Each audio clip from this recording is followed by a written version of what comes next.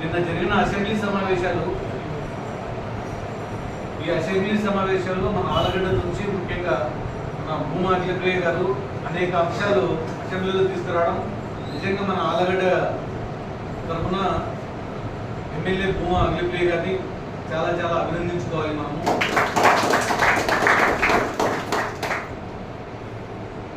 ఎందుకంటే మనకు దగ్గరలో నంద్యాలలో మన జిల్లాలో ఉన్నటువంటి అతిపెద్ద పాడి పరిశ్రమ అనేటువంటి విజయ డైరీ, ఆ విజయ డైరీ వల్ల అనేక మంది రైతులకు ఉపాధి కాకుండా అనేక మంది పిల్లలకు ప్రతి ఒక్కరూ ఆ విజయ డైరీలో పాలు తాగే ప్రతి ఒక్కరికి కూడా ఆరోగ్యాలు కూడా చాలా ముఖ్యం.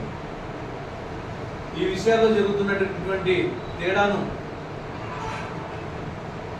ఇక్కడ జరుగుతున్నటువంటి అన్యాయాన్ని భూమా అఖిలప్రియ గారు మన ఆలగడ్డ ఎమ్మెల్యే